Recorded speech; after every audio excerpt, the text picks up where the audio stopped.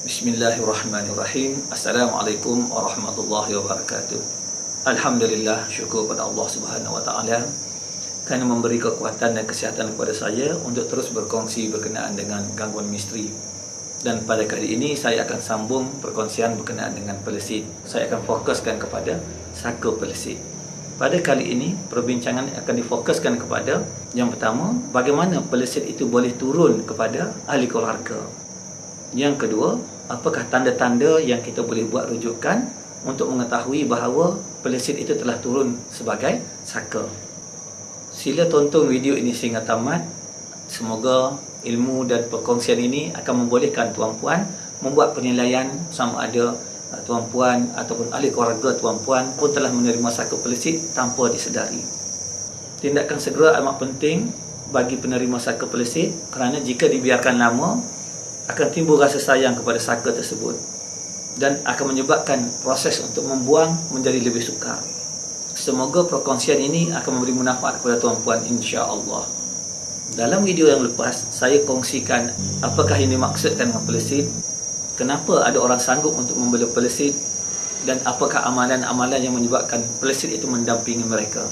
Pada kali ini saya akan kongsikan pula bagaimana pelesit itu boleh turun kepada ahli keluarga mereka sebagai saka pelesit. Secara umum, saka pelesit ini boleh turun kepada ahli keluarga mereka, terutama sekali anak ataupun cucu perempuan, sama ada secara disedari ataupun tidak disedari. Untuk memudahkan penerangan, saya akan terangkan cara mereka turun berdasarkan dua kategori tersebut. Bagi kategori pertama, iaitu saka pelesit turun dengan keadaan disedari oleh penerima. Yang pertama, pemilik pelesit biasanya akan meminta ahli keluarga mereka, terutama sekali anak ataupun cucu perempuan mereka, untuk menerima amalan-amalan mereka ataupun barang-barang persendirian mereka, yang mana barang-barang persendirian tersebut adalah merupakan perantara kepada mereka dengan pelesit mereka. Jika barang-barang tersebut diterima oleh anak ataupun cucu perempuan mereka, dengan sendirinya mereka akan menerima pelesit itu bersama. Biasanya pemilik pelesit itu akan berpesan kepada penerima itu supaya menjaga barang-barang tersebut, dan apabila mereka tua nanti, barang tersebut adalah diserahkan kepada anak mereka pula ataupun cucu mereka pula.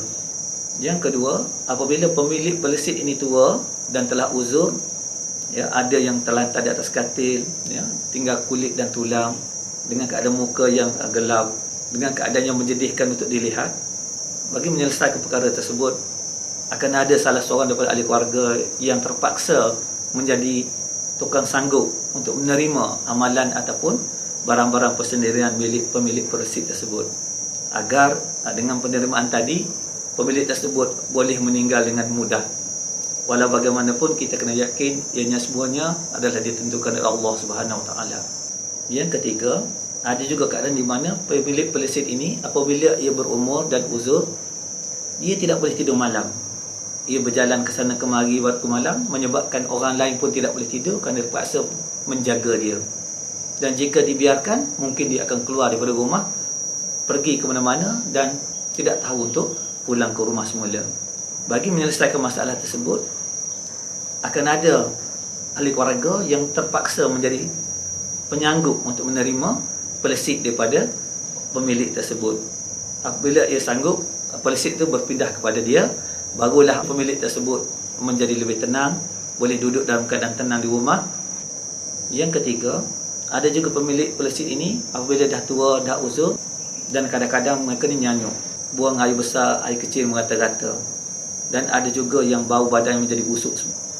Bagi menyelesaikan keadaan tersebut, biasanya keputusan akhir ialah akan ada salah seorang daripada anak perempuannya yang terpaksa menjadi tukang sanggup untuk menerima pelesit tersebut.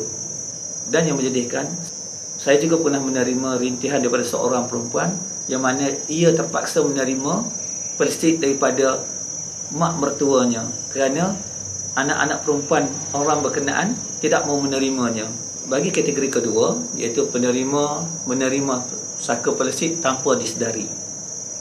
Yang pertama, apabila pemilik pelesit tersebut semasa hidupnya telah memberi barang-barang persendiriannya kepada anak ataupun cucu perempuannya, tanpa menceritakan bahawa bersama dengan barang tersebut ada penjaganya.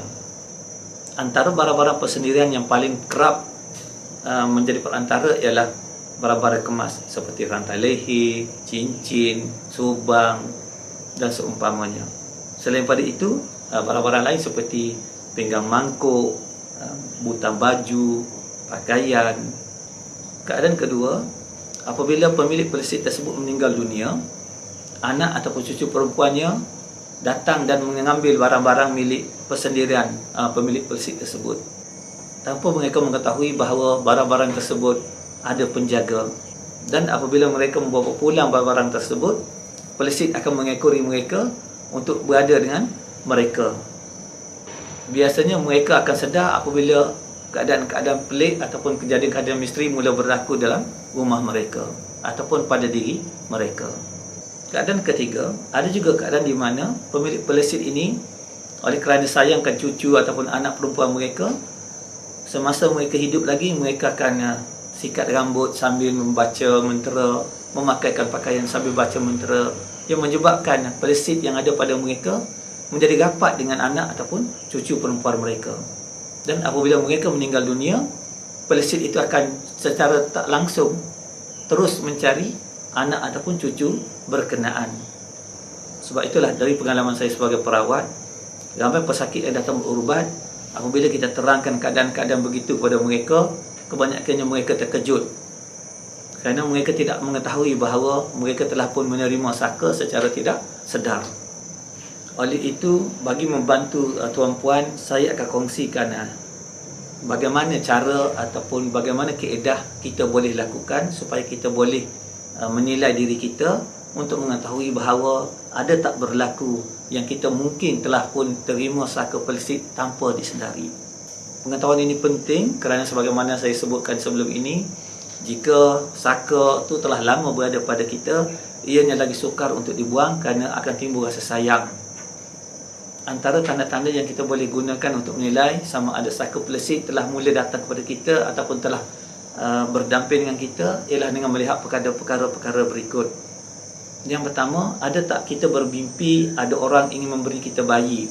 Biasanya dalam mimpi tersebut kita akan menolak untuk menerima bayi tersebut. Keadaan ini mungkin berlaku beberapa kali. Ini bermakna saka tersebut telah mula nak menghampiri kita tetapi masih lagi belum diterima. Keadaan kedua, kita bermimpi ada orang ingin memberi bayi kepada kita dan kita telah terima.